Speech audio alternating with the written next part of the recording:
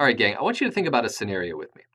I've got one main building, and that main building is going to be wirelessly connected to a couple of other main buildings. And those other main buildings, let's say, are about 10 kilometers away, right? So they're outbuildings, but they're owned on the same property. We're part of a larger campus. This is how we're going to connect them together for now. So you've got your access point, and you've got your antenna. Now, how are you going to get your parabolic antenna that's going to be able to reach this 10 kilometers to be able to hit this building and that other building? Are you going to have it swing, right? Go left and right, go both directions? Everybody gets a little bit of signal sometimes. That's not going to work well, right? Well, the answer could be that you implement a splitter. All right, and the splitter is exactly what you would think it would be. So here's the connection to the access point over here, and here's a couple of antenna that are able to send out their signal in specific directions.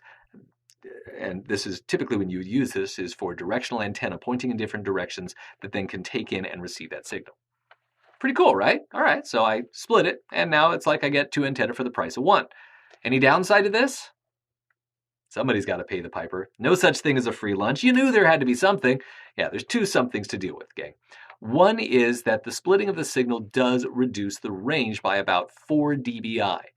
Now, 4 dBi, right, means you go from 21 dBi to 17 dBi, right? That doesn't sound so much. Well, look, gang, that takes you from 33 all down to 21 kilometers in terms of distance. Now, for my scenario, 10 kilometers one way, 10 kilometers the other, no problem, all right? That's no big deal. But if it could be that the splitter just doesn't work to reach something that is on the edge of its distance. So if you're already on the edge, splitter's not the answer for you. The other thing to recognize is that you're going to basically lose 50% of your throughput because I've got inbound signal here and inbound signal here, but I can only have outbound signal here and vice versa.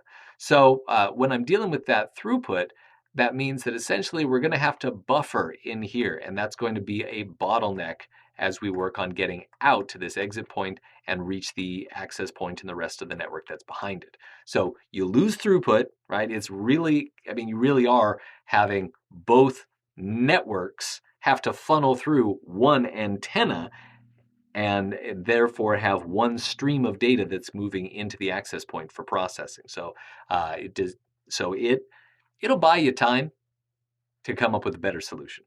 Or if you have low bandwidth utilizations and it's within the range that is needed, then this may be a perfect solution for you.